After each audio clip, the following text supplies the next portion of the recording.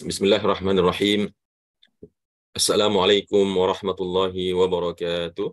Innal hamdalillah nahmaduhu wa nasta'inuhu wa nastaghfiruh wa na'udzu billahi min shururi anfusina wa min sayyiati a'malina. Man yahdihillahu fala mudilla lahu wa man yudlil fala hadiya lahu. Asyhadu an la ilaha illallah wahdahu la syarika lah wa asyhadu anna sayyidana wa habibana Muhammad sallallahu alaihi wasallam la nabiyya ba'dah. Amma ba'd. Bapak-bapak dan ibu-ibu, ikhwan wal akhwat, saudara dan saudari sekalian yang dirahmati oleh Allah, bersyukur kita pada hari ini, hari ke-29 daripada bulan Ramadan. Allah masih memanjangkan usia kita, merahmati kita dengan segala macam bentuk nikmat, rahmat, wabil khusus tentunya masih bersarangnya dalam dada kita keimanan dan ketakwaan kepada Allah Subhanahu wa taala. Dan juga diberikannya taufik kita untuk pada pagi hari yang berbahagia ini, yang barangkali jika semua kita nanti sepakat besok itu adalah tanggal 1 Syawal, maka ini adalah hari terakhir kita membersamai bulan Ramadan. Begitu juga hari terakhir kita insya Allah akan melaksanakan kegiatan tadabbur Al-Quran ini. Salat beriring salam kita doakan semoga senantiasa dicurahkan kepada Nabi besar Muhammad sallallahu alaihi wa ala alihi wasallam. Bapak dan Ibu yang dimuliakan Allah, tentunya juga tidak lupa kami informasikan bahwasanya hari ini juga terdapat sebuah peristiwa fenomena alam yang merupakan salah satu tanda-tanda kekuasaan Allah, yaitu akan terjadi nanti gerhana matahari, ya. Katanya gerhana matahari total, sehingga tentunya di antara syariat yang dicontohkan oleh Rasulullah SAW adalah melakukan salat di saat melihat gerhana matahari. Artinya melihat kalau seandainya tidak hujan. Tapi kalau seandainya hujan, mendung, dan tidak terlihat gerhana matahari, maka tidaklah disyariatkan untuk salat. Dan di antara amalan-amalan yang disukai oleh Allah ketika terjadi kejadian seperti gerhana matahari adalah berzikir, beristighfar, dan wabil khusus juga berinfak dan bersedekah, ya, terutama juga kita di bulan Ramadan. Baiklah Bapak dan Ibu, ikhwan akhwat rahimakumullah, pagi ini kita akan masuk untuk mentadaburi Al-Quran, ya, surah Al-Baqarah, ayat insyaallah kita akan berikan waktu yang cukup luas pada pagi hari ini untuk tanya jawab, sehingga kita mentadaburi beberapa ayat saja, hanya sampai 182, ya. Dari 178 sampai 182 kita berhenti sebelum memasuki ayat puasa, yaitu ya ayyuhalladzina amanu kutiba alaikumusiyam, ya. Qadarullah, dengan izin Allah kita sampai di ayat tersebut nanti, dan mungkin mudah-mudahan selanjutnya nanti setelah Ramadan bisa kita masuk kepada ayat 183 tentang ayat siam. Baiklah Bapak dan Ibu, ikhwan akhwat, mari kita coba mulai mentadaburi surah Al-Baqarah yang dimulai daripada ayat 178, ya. A'udzubillahi minasyaitonirrajim. Bismillahirrahmanirrahim. Ya ayyuhalladzina amanu kutiba alaikumul qisasu fil qatla. Wahai sekalian orang-orang yang beriman, telah diwajibkan kepada kalian untuk menegakkan qisas di dalam hal terjadinya pembunuhan. Nah, tentu kita sudah pernah mendengar istilah qisas, ya Bapak dan Ibu, ikhwanul akhwat. Qisas adalah penegakan hukuman syariat Allah Subhanahu wa taala terkait perkara terjadinya pembunuhan, ya, di dalam tubuh umat, di dalam komunitas suatu masyarakat. Nah, dalam hal ini Allah telah memberikan syariat bahwasanya sebagai hukuman atas orang yang membunuh, maka adalah dia juga harus dibunuh. Namun perlu digarisbawahi, kata-kata harus di sini tentu ada syarat dan ketentuannya, ya. Namun pada prinsipnya hukum Islam memberikan ketetapan bahwasanya ketika seseorang itu membunuh, maka dia harus siap-siap untuk dibunuh. Ya, itu prinsip awalnya, prinsip dasarnya begitu. Meskipun tidak mesti hukum kisos itu harus ditegakkan diantaranya jika keluarga yang terbunuh memaafkan, ya. Ya ayyuhalladzina amanu kutiba alaikumul qisasu fil qatla. Wahai orang-orang beriman, diwajibkan kepada kalian menegakkan kisos di dalam hal pembunuhan. Ya, di sini Allah menggunakan kata-kata kutiba. Sebagaimana Allah menggunakan kata kutiba di ayat As-Siyam, kutiba alaikumus siyam kama kutiba alal ladzina min qablikum la'allakum tattaqun. Di sini Allah menggunakan kutiba alaikumul qisasu fil qatla. Nah, tentu sebagian dari Bapak dan Ibu barangkali bertanya, kalau begitu wajib sekali hukumnya kita menegakkan kisos ini. Sebagaimana wajibnya ketika kita diperintahkan untuk berpuasa. Ya. Baik, sebelumnya kita lanjutkan dulu. Al-hurru bil hurri. Al-hurru bil hurri. Orang yang merdeka harus ditebus oleh orang yang merdeka.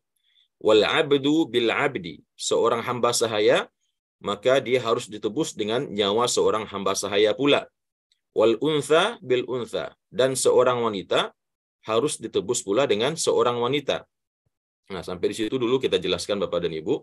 Kenapa ayat ini menyebut al-hurru bil hurri, wal abdu bil abdi, wal untha bil untha? Tentu ada sebab nuzulnya atau sebab turunnya ayat ini, sehingga memberikan redaksi seperti ini.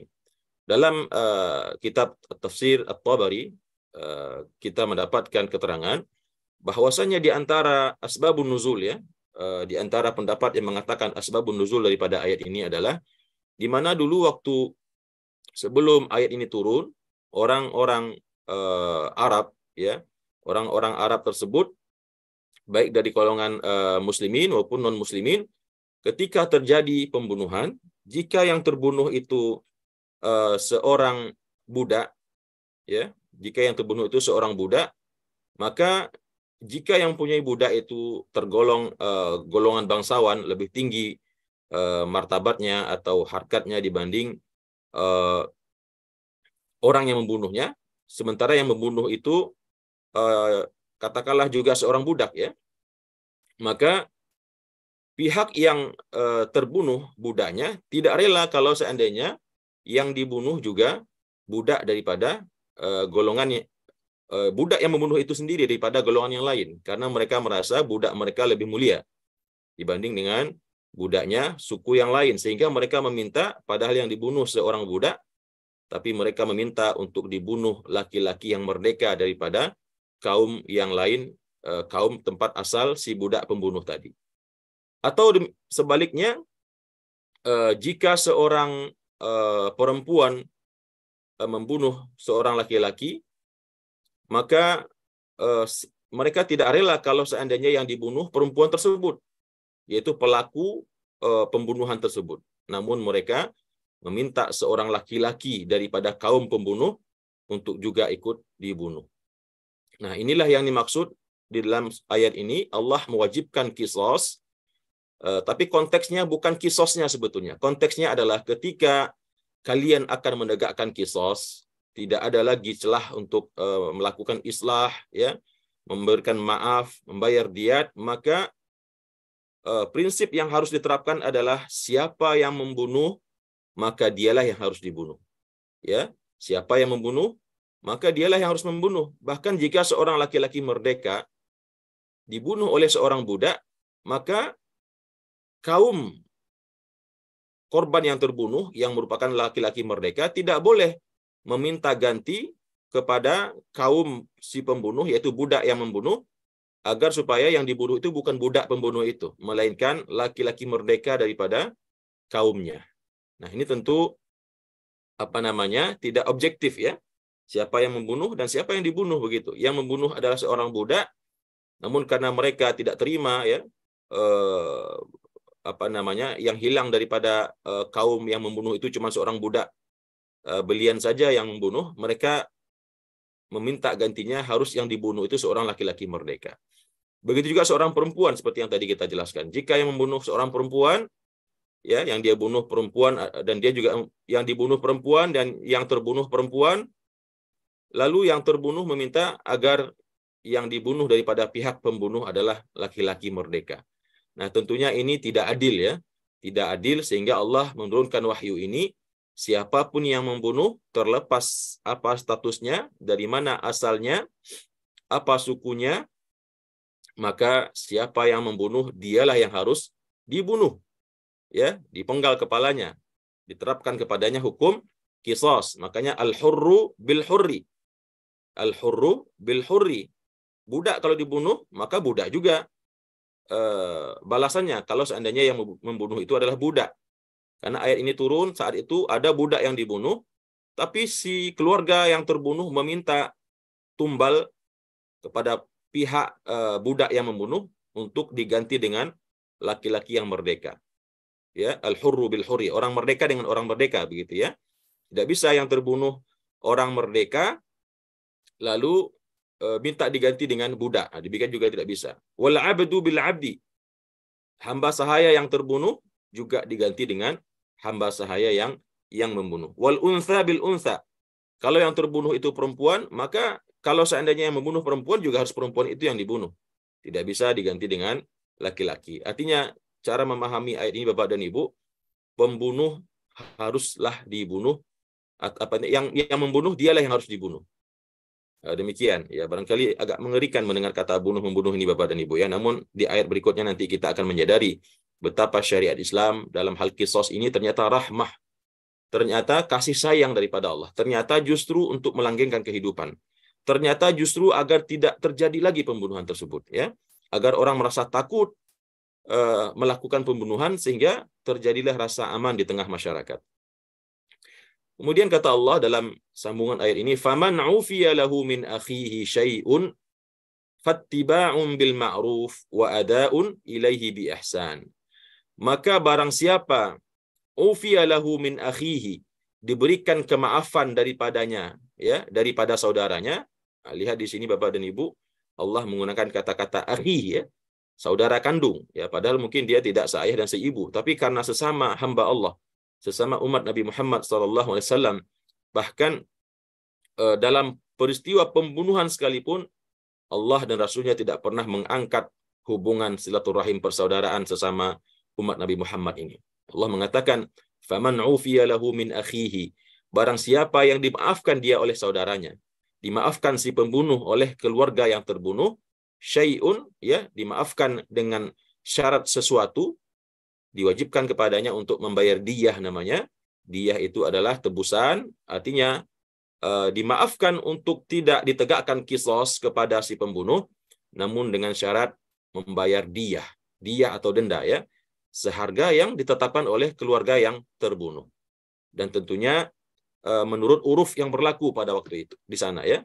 Nggak mungkin minta uang misalnya 10 triliun atau 100 triliun sebagai diyah, kalau tidak tetap akan dibunuh. Dan tentu tidak sampai ke level itu ya, sesuatu yang ma'kul, sesuatu yang masuk akal ya. Mungkin ya katakanlah 5 miliar begitu misalkan ya, sebagai pengganti hilangnya nyawa seseorang, tempat bersandar keluarganya, orang yang mencarikan nafkah untuk anak dan istrinya, yang anak-anaknya akan banyak ditinggal sebagai yatim ya, memerlukan biaya untuk pendidikan dan kuliah dan seterusnya, maka ada suatu kewajaran jika keluarga yang terbunuh meminta sejumlah uang sebagai tebusan ya, tebusan. Tentunya tidak sepadan antara roh ya, antara nyawa dengan uang tersebut, tapi adalah disebut dengan uang kerahiman ya, uang diyah. Maka kata Allah, fattiba'un bil ma'ruf, maka hendaklah dia ikuti kemaafan itu dengan cara yang baik ya. Hendaklah dia menerimanya dengan baik, dia harus mengikuti permintaan si pemberi diyah, pihak yang terbunuh, maka dia harus ikuti itu dengan yang ma'ruf. Nah, itu menurut sebagian pendapat ahli tafsir. Jadi yang mengikuti bil ma'ruf ini maksudnya pihak yang dipersyaratkan kepadanya diyah, yaitu orang yang membunuh atau keluarganya. Atau juga bisa difahami fattiba'un bil ma'ruf ini adalah orang yang sudah memaafkan keluarganya terbunuh, maka dia harus mengikuti kesepakatan itu dengan ma'ruf. Ya, artinya dia tidak boleh lagi mencari-cari si pembunuh, berusaha untuk membunuhnya, tapi ikutilah kesepakatan tersebut setelah memberikan maaf dengan cara yang ma'ruf, ya, dengan menerima apa yang nanti akan diberikan berupa uang diyah. Wa adaun ilaihi bi ihsan, dan membayar kepadanya dengan cara yang baik, dengan cara yang sempurna, dengan nilai yang utuh, ya, dan tentunya dengan menunjukkan tetap penyesalan. Ini diberikan kepada pelaku pembunuh atau keluarganya. Wa adaun ilaihi bi ihsan, dan membayar kepadanya, kepada keluarga yang terbunuh dengan ihsan, dengan cara yang baik, tidak diulur-ulur, ya, tidak diangsur-angsur, tidak pula dengan cara-cara yang kasar, yang merendahkan dan lain sebagainya. Dzalika takhfifum mir rabbikum, yang demikian adalah keringanan daripada Tuhanmu. Di sini Allah mengatakan bahwasanya ketentuan yang Allah sebut di atas dengan menetapkan pembunuh, dialah yang harus dibunuh tanpa melihat kastanya, tanpa melihat level sosialnya, sebagaimana yang dulu dilakukan oleh orang Arab. Jika yang terbunuh seorang laki-laki merdeka dan yang membunuh seorang budak, maka mereka mengejar laki-laki merdeka daripada kaum budak tersebut. Yang si budak dibiarkan begitu saja. Sehingga yang membunuh siapa, yang terancam jiwa orang lain, begitu. Nah, tentunya dengan adanya ketentuan seperti ini, Allah memberikan keringanan, ya, memberikan keringanan kepada mereka, kepada bangsa Arab, orang-orang muslimin yang ada di Madinah dan Makkah, dan begitu juga kepada seluruh kaum muslimin sampai hari kiamat. Adanya keringanan oleh Allah di sini, itu yang pertama. Keringanan dari sisi cara menentukan siapa yang dibunuh.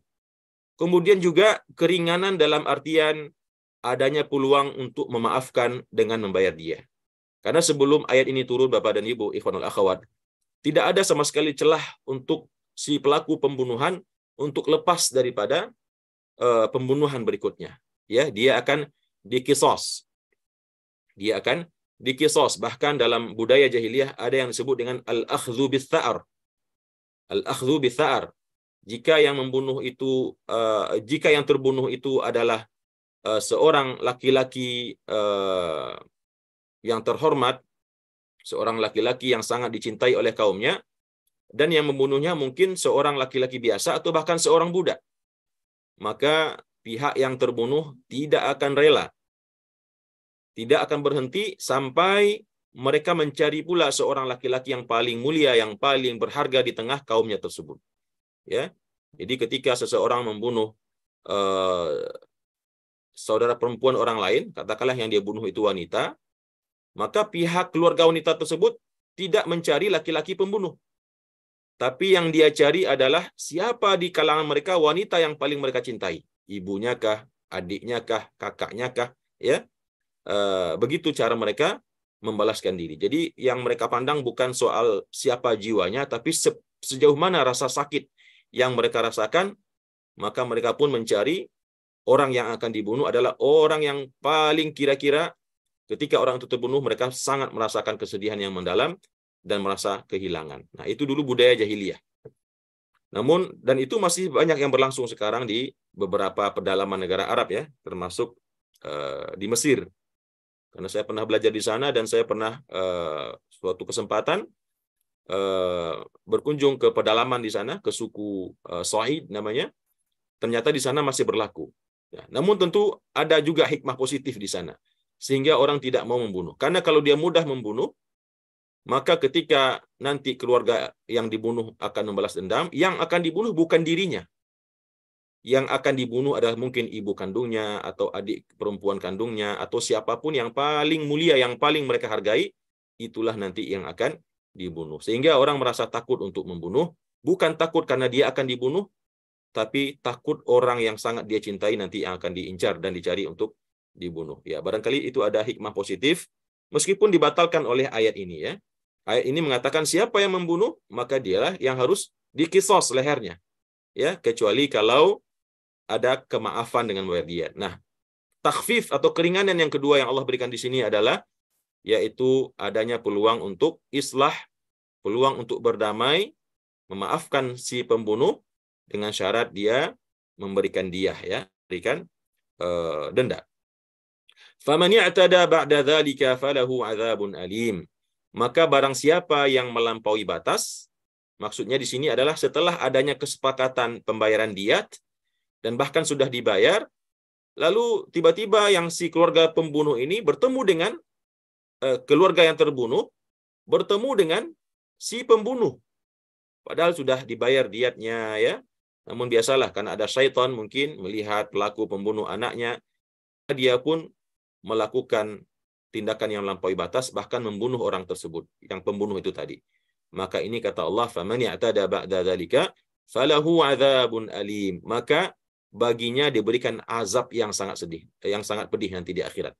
Sudah bermaaf-maafan, sudah dibayar diyahnya, dendanya, namun ternyata mereka masih mengejar pelaku pembunuhan, maka bagi mereka nanti azab Allah yang sangat pedih di akhirat, ya. Di dunia, maka imam punya hak untuk menentukan hukuman pada orang tersebut. Bisa dipenjara, bisa dicambuk, atau bahkan mungkin bisa dibunuh, ya, dengan kembali meminta diyah yang telah dibayarkan dikembalikan. Jadi tidak selesai urusannya nanti, ya. Namun yang jelas, orang yang telah sepakat dengan sebuah perjanjian diyah dan telah bermaafan lalu membunuh pelaku pembunuh yang tadi kita sebutkan, maka Allah janjikan kepadanya azab yang sangat pedih. Nah, kemudian di ayat 179 Allah mengatakan, walakum fil qisasi hayatun ya ulil albabi la'allakum tattaqun. Dan bagi kalian, wahai orang-orang beriman, fil qisas, di dalam penegakan syariat qisas ini terdapat kehidupan. Ya ulil albabi la'allakum tattaqun. Wahai orang-orang yang punya akal, mudah-mudahan kalian bertakwa. Masya Allah. Ini ayat yang pendek, tapi sebetulnya memiliki pengaruh yang sangat luar biasa dalam kehidupan masyarakat. Makanya kenapa kita kalau pergi ke Arab Saudi, kita pergi kemana saja aman, ya. Pergi kemana saja kita tidak khawatir ada yang akan menyakiti kita, apalagi membunuh kita, ya. Karena di sana Allah ditegakkan syariat Allah, yaitu qisas ini. Walakum fil qisasi hayah.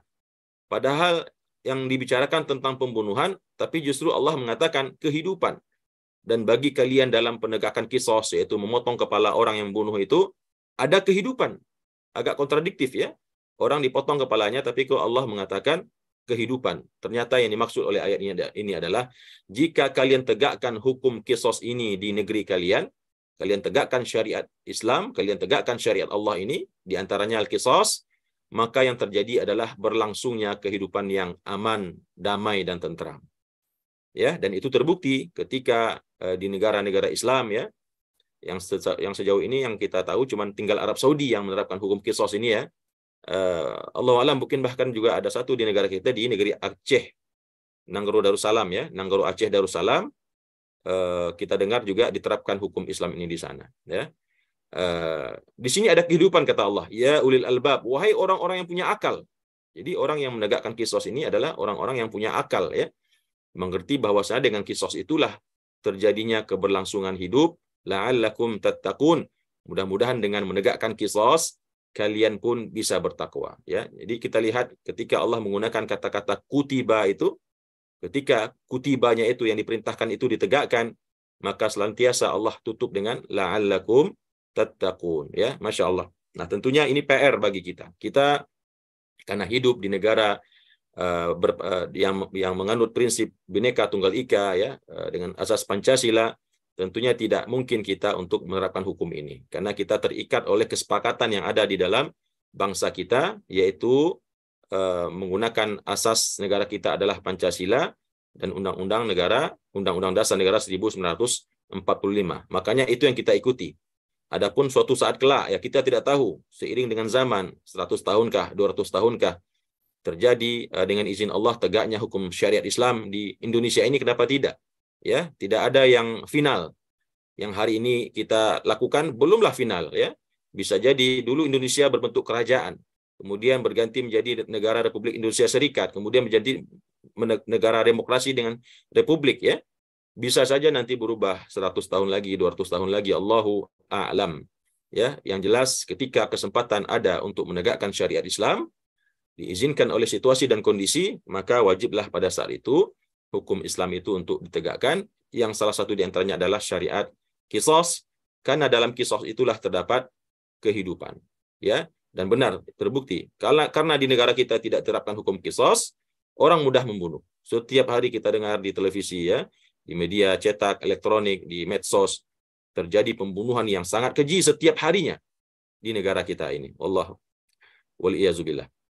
Kemudian di dalam ayat berikutnya Allah di ayat 110 mengatakan, kutiba alaikum idza hadara ahadakumul mautu, masih kutiba ya, telah diwajibkan pula kepada kalian idza hadara ahadakumul mautu, jika telah hadir kepada salah seorang di antara kalian kematian. Artinya bisa jadi dia dalam konteks ini pelaku pembunuhan tadi yang akan dikisos ya, akan datang kepadanya sebentar lagi kematian, atau orang-orang yang sedang menghadapi sakaratul maut, yang masih dalam keadaan sadar ya, namun sudah sangat berat dan sebentar lagi mungkin akan menjumpai sakaratul maut atau meninggal begitu ya. Maka kata Allah, diwajibkan kepada kalian wahai umat Islam, jika salah seorang di antara kalian akan didatangi kematian. Nah, ini tentu agak pelik urusannya ya. Apa namanya? Bagaimana mungkin orang yang akan mati itu dia tahu mati gitu ya. Nah, mungkin bisa kita pahami orang-orang yang memang sedang sakit, ya, orang-orang yang meninggal mungkin kecelakaan yang sudah di detik-detik nafasnya yang akan dihembuskan terakhir dan dia masih bisa berpikir, maka yang diperintahkan oleh Allah adalah intaraka khaira, jika dia meninggal dalam keadaan memiliki kebaikan ya. Kebaikan di sini yang dimaksud dengan kebaikan di sini bukan kebaikan amal soleh ya. Intaraka khairan di sini adalah artinya al-mal, harta benda dan kekayaan. Ya, jika orang tersebut akan mengalami kematian, artinya dalam proses sakaratul maut di detik-detik terakhir kehidupannya, maka kalau seandainya orang tersebut memiliki harta, nah, para ahli tafsir berbeda pendapat di sini. Berapa kadar harta yang harus terdapat sehingga orang tersebut diminta untuk melakukan wasiat ya. Ini konteksnya nanti berwasiat. Nah, kita selesaikan dulu. Intaraka khaira al-wasiyatu lil walidain. Maka yang diminta atau diwajibkan kepadanya adalah untuk memberikan wasiat daripada hartanya itu kepada kedua orang tua. Artinya dia harus berwasiat, sekian persen daripada harta saya ini nanti harus diberikan kepada ayah dan ibu. Kemudian wa al-aqrabin, dan demikian juga saudara-saudara lain yang dekat ya, yang bukan merupakan ahli waris, yang jumlahnya tentu maksimal sepertiga. Sepertiga dari harta itu boleh diwasiatkan kepada selain ahli waris. Ya, bil ma'ruf, dengan cara-cara yang ma'ruf, haqqan 'alal muttaqin, yang merupakan kewajiban yang Allah tetapkan di atas orang-orang yang bertakwa. Nah, Bapak dan Ibu, barangkali sedikit saya minta konsentrasi Bapak dan Ibu dalam memahami ayat ini ya. Ayat ini tentunya terdapat khilafiyah. Ada yang mengatakan ayat ini masih berlaku hukumnya sampai hari ini. Di mana ketika seseorang akan meninggal, atau sebelum dia meninggal bahkan ya, diwajibkan kepadanya untuk menulis wasiat. Ya, menulis wasiat, nanti harta yang ini buat siapa, apa saja wasiatnya. Dan bahkan mungkin di antara sunnah yang Rasulullah ajarkan, tidaklah seorang muslim akan beranjak kepada peraduannya di tempat tidur kecuali dia sedapat mungkin telah menuliskan wasiat ya. Jadi perkara menulis wasiat ini merupakan suatu yang sunnah juga. Apa yang ingin kita wasiatkan, anak kita nanti kalau kita meninggal diminta disekolahkan di mana, diarahkan sebagai apa. Kemudian juga yang berhubungan dengan harta, yang berhubungan dengan hal-hal yang kira-kira sepeninggal kita tidak ada lagi, maka penting menjadi perhatian bagi ahli waris kita, terutama kepada pasangan hidup kita yang akan menjalankan wasiat ini ya. Jadi wasiat itu juga sunnah. Tapi yang dimaksud dalam konteks ayat ini adalah berwasiat untuk memberikan sebagian harta kepada kedua orang tua dan kepada sanak famili jauh yang bukan kategori ahli waris. Pendapat yang pertama ada yang mengatakan hukumnya tetap ya. Namun ini tentu bertolak belakang dengan ayat-ayat waris yang terdapat di dalam surah An-Nisa. Sehingga pendapat kedua mengatakan ayat ini secara hukum tidak berlaku lagi, tapi secara ayatnya, secara teksnya masih berada di dalam mushaf Al-Quran. Sehingga tetap dibaca sebagai bagian dari mushaf, namun hukumnya tidak lagi diberlakukan. Karena apa? Karena sudah ada ayat khusus tentang warisan ya, yusikumullahu fi auladikum lidzakari mithlu hadzil unsayain. Di dalam surah An-Nisa lengkap itu, ketentuan tentang warisan ya, orang tua dapat berapa, adik dapat berapa, anak dapat berapa, istri dapat berapa, semuanya Allah cantumkan dalam surah An-Nisa secara sangat detail. Sehingga tidak ada lagi ketentuan memberikan wasiat untuk kedua orang tua, karena kedua orang tua sudah menjadi penerima warisan secara otomatis. Kalau seandainya ada harta anak yang ditinggalkan dan mereka tidak terhijab begitu ya. Nah, ini dulu juga karena pada zaman dulu orang-orang juga tidak menjadikan orang tua sebagai ahli waris. Yang dia warisi cuma anak-anaknya, sehingga di saat awal-awal syariat Islam, Al-Quran memerintahkan kepada seorang anak kalau memiliki harta, hendaklah dia wasiatkan sebagiannya untuk kedua orang tua. Jadi kita lebih cenderung kepada pendapat yang mengatakan ayat ini telah mansukh ya, telah terhapus secara hukum, namun tetap berada dalam Al-Quran, dalam teksnya atau ayatnya. Jadi secara hukum tidak bisa diterapkan lagi, kecuali ada beberapa hikmah yang didukung oleh sunnah Rasulullah SAW terkait dengan wasiyah tadi. Di mana kita dianjurkan ketika kita hendak tidur, hendaknya kita pastikan kita sudah menulis wasiat. Ya, wasiatnya umum ya, tidak saja soal harta. Kalaupun kita akan berwasiat dalam harta, diberikan mungkin kepada pembantu, diberikan kepada sahabat yang bukan anggota waris, maka dalam ketentuannya maksimal cuma 1/3. Tidak boleh lebih dari itu yang diberikan kepada non ahli waris. Ya. Dan tidak boleh wasiat itu diberikan kepada ahli waris. Misal rumah yang di Pondok Indah saya wasiatkan untuk anak saya nomor 1. Nah, itu tidak boleh. Karena kenapa? Karena dia penerima warisan nanti. Nah, rumah itu boleh diwasiatkan kepada orang lain yang bukan bagian daripada penerima waris, namun nilai maksimalnya hanya 1/3 dari total harta yang dimiliki. Ya.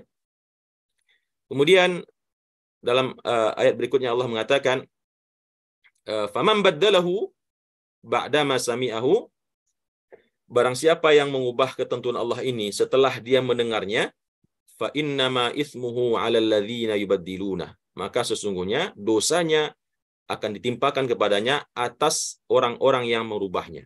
Nah, ini tentu konteksnya juga mansukh ya. Karena kalau tidak mansukh berarti kita berdosa besar nanti kalau tidak berwasiat kepada orang tua, tidak berwasiat kepada famili jauh, atau tidak menulis wasiat sama sekali ya.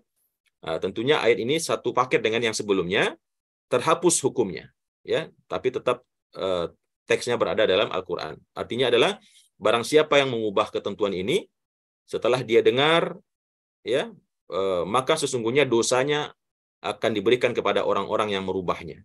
Innallaha sami'un alim, karena Allah itu Maha mendengar lagi Maha mengetahui. Tentunya Bapak dan Ibu masih ingat di surah Al-Baqarah ayat sebelumnya Allah mengatakan, ma nansakh min ayatin aw nunsiha na'ti bi khairin minha aw misliha. Adapun ayat-ayat yang kami nasahkan, yang kami hapuskan, baik secara hukum dan teksnya, begitu juga yang secara hukumnya saja, Allah akan ganti dengan ayat lain yang lebih baik. Dan inilah terjadi dalam ayat ini. Allah ganti ayat ini dengan ayat-ayat waris yang terdapat dalam surah An-Nisa yang lebih baik, lebih lengkap, lebih adil ya, lebih proporsional dan lebih objektif daripada ayat yang dua ini. Namun secara teksnya masih terdapat dalam mushaf dan tetap tentunya kita baca dan jadi ibadah kalau kita baca.